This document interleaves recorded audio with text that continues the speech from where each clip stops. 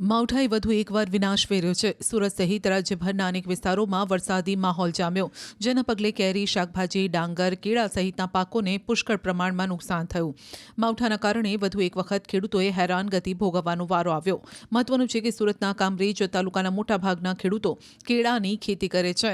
ત્યારે માવઠાની પરિસ્થિતિ સર્જાતા 60% જેટલા કેળાના વૃક્ષો જમીદોષ થયા। સાથે જ આસપાસના ગામમાં પણ આ જ સ્થિતિ જોવા મળતા ખેડૂતો રાતા પાણીએ રડી રહ્યા છે। કેરમાં નુકસાન ઝાઝું થયું છે પવનના હિસાબે, એટલે 80 થી 90% થયું છે। હવે સરકાર આપે તો સારી વાત છે, કારણ કે નુકસાન તો ઘણું જ છે અમારે, કારણ કે કંઈ બચવાનું જ નથી, ઉલટા હાંભા થશે।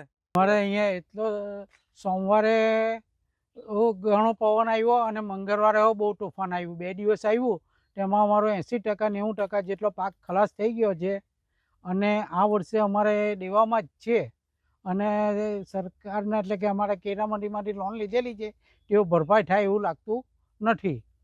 બીજું કે કંઈક સરકાર એનામાં કંઈ સહાય કરે એવી અમે અપેક્ષા રાખીએ છીએ।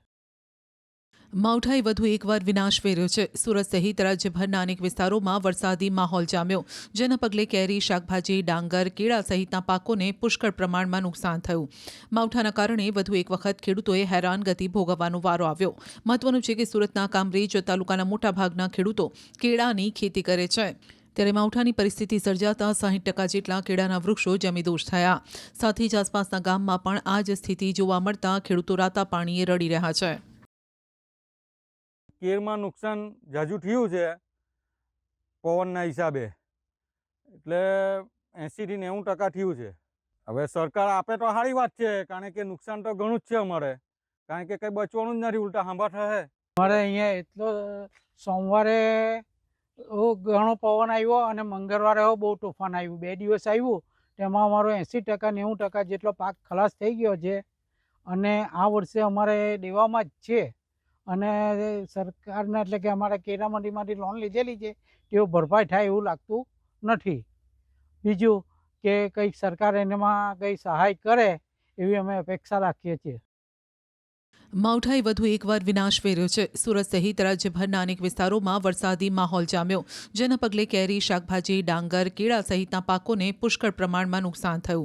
માવઠાના કારણે વધુ એક વખત ખેડૂતોએ હેરાનગતિ ભોગવવાનો વારો આવ્યો।